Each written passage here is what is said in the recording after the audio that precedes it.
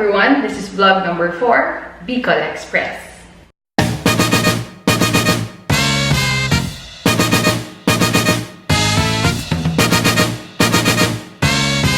So this is me trying to differentiate Bicol Express from binagoongang manok or baboy.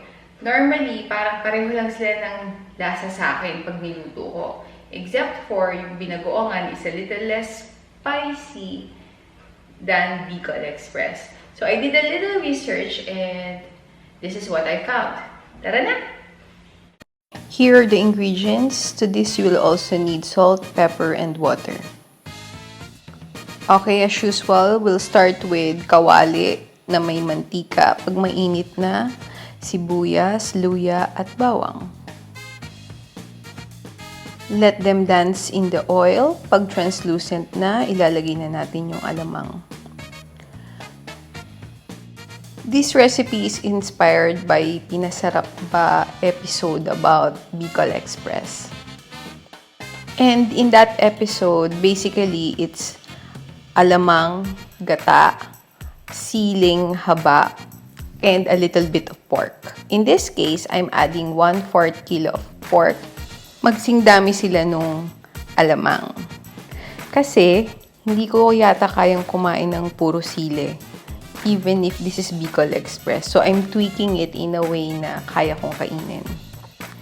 So, ayan, as usual, let's allow them to be friends. Silang lahat ng mga ingredients dyan. Bayaan nyo silang mag-mingle-mingle. Just make sure na hindi magdikit-dikit yung alamang sa kawali.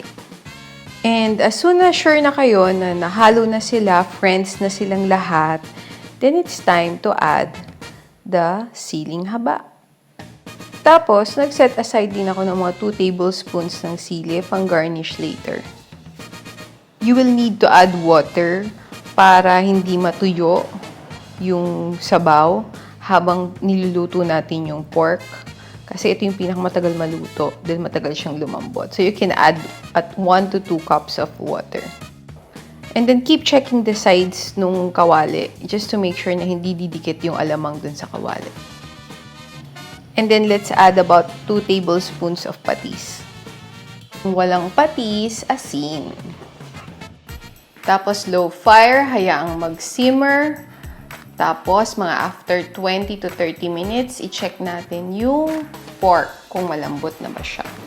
Pag parang medyo malapit ng lumambot yung pork, pwede na tayong magdagdag ng gata. This gata is fresh from the pouch, about 200 ml.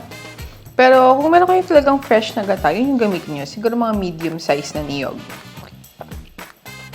Ayan, haluin natin ng mabuti. Habang sumasali sa voice recording ang mga aso ko. Paghalo na, I'll start testing kung malambot na yung pork. At dahil hindi pa, we'll continue to add some more water. I'm adding another cup of water. Medyo malabo yung tsura ng water kasi doon din siya sa bowl na pinaglagyan ng gata. Okay, dahil patience is a virtue, we'll continue to simmer hanggang lumambot yung pork. Low simmer to, mga after 20 minutes, nilagyan ko na siya nung pang-garnish na siling haba. Kasi, ayan, feeling ko malambot na yung pork. So, let's try. Pag nahiwa na siya nitong spoon, at dahil alam ko namang mahihiwa na siya ng spoon, dahil nakita ko na itong video na to, so, ayun na. Ibig sabihin, it's time. Luto na siya. Pero, pwede nyo pang i-continue yung simmer kung gusto nyo pang medyo mag-evaporate yung stew.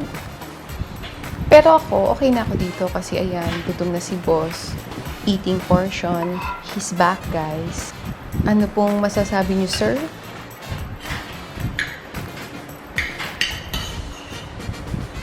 Ito ba yung sili galing kay Justin?